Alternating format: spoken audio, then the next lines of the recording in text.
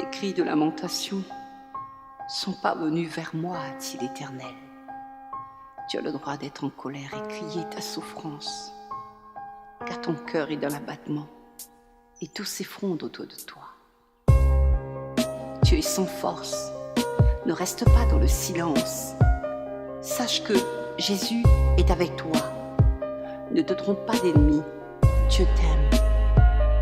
La mort cause des blessures intérieures et ouvre des plaies qui ravagent et détruisent.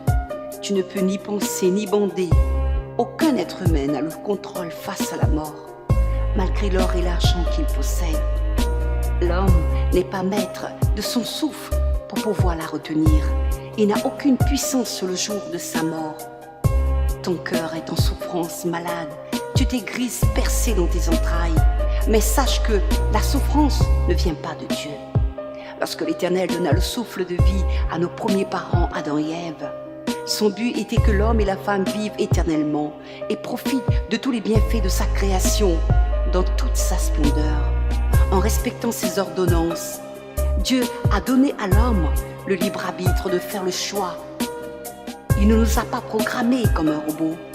En plaçant l'arbre de vie au milieu du jardin, celle de la connaissance du bien et du mal, Dieu lui avait donné l'interdiction de ne pas y toucher, car le jour où il en mangera, il mourra.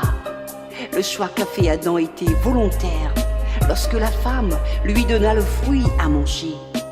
Ses conséquences ont entraîné la mort jusqu'à aujourd'hui et d'actualité.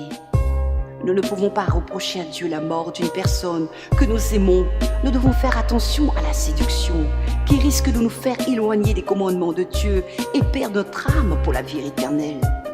Dieu, dans sa bonté et sa grande miséricorde, a envoyé Jésus pour le pardon de nos péchés.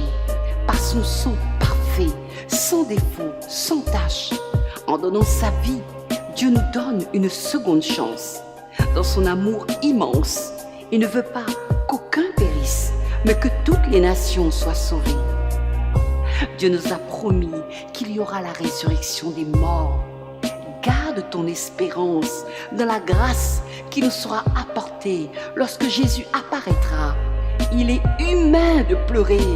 Jésus aussi a pleuré à la mort de son ami Lazare qu'il a ressuscité. En 1 Thessaloniciens 4,13 nous dit de ne pas être dans l'ignorance au sujet de ceux qui dorment de la mort.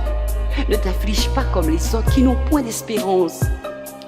Si tu crois que Jésus est mort, qu'il est ressuscité, crois aussi que Dieu ramènera par Jésus avec lui ceux qui sont morts.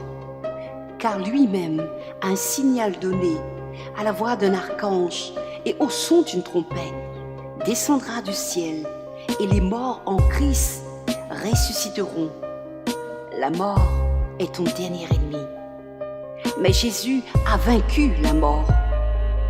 Le temps guérit les blessures. En Apocalypse 21,4, la parole de Dieu nous dit « Il n'y aura plus de deuil, ni cri, ni douleur, car les choses anciennes auront totalement disparu. » L'herbe sèche, la fleur tombe, mais la parole du Seigneur demeure éternellement. La mort est un ennemi contre lequel nous ne pouvons rien faire. Jean 11,25, Jésus nous dit « C'est moi qui suis la résurrection et la vie. Celui qui croit en moi vivra même s'il meurt. »